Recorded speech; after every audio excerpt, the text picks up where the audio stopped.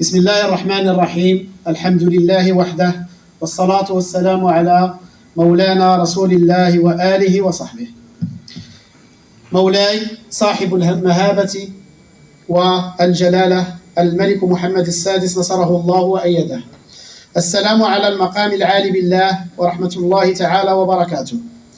بمناسبة انعقاد المؤتمر الدولي الثالث حول موضوع الدبلوماسية الرياضية بمدينة بركان يومي 5 و6 يونيو 2026، والمنظم من طرف المركز الأفرو متوسطي للتفكير والدراسات القانونية والسوسيو اقتصادية ومختبر الدراسات الرقمية الاستراتيجية والعلوم الإدارية والمالية بكلية العلوم القانونية والاقتصادية والاجتماعية جامعة سيدي محمد بن عبد الله فاس، وبشراكة وازنة مع كل من الكلية المتعددة التخصصات بتازا ومعهد الرياضة بفاس، وكذلك مع شبكة محرري شمال إفريقيا والشرق الأوسط، ومن جماعات كل سيدي سليمان شراعة، جماعة فزوان، جماعة الرقادة، وجماعة بركان وجهة الشرق، وبدعم وازن. اسمحوا لي في البداية صاحب الجلالة أن أرفع إلى مقامكم العالي بالله أسمى عبارات الولاء والإخلاص وصادق آيات الوفاء والتقدير إلى مقامكم العالي بالله.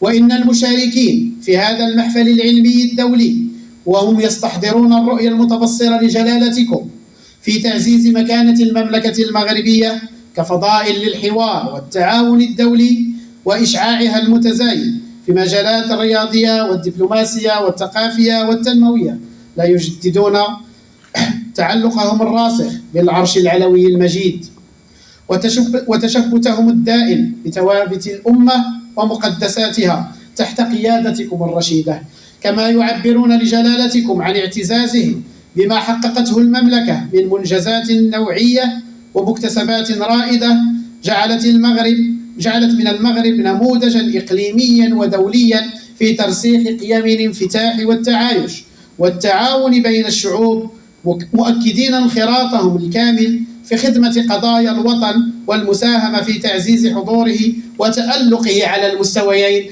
القاري والدولي.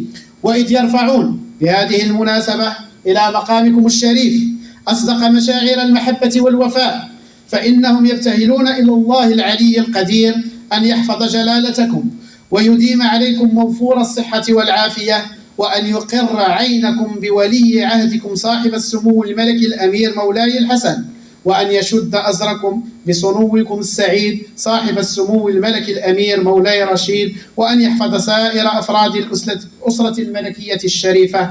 حفظكم الله يا مولاي، وأدام عزكم ونصركم، وأبقاكم ذخرا وملاذا لهذا الوطن الأمين وقائدا لمسيرته التنموية والحضارية. والسلام على مقامكم العالي بالله ورحمة الله تعالى وبركاته.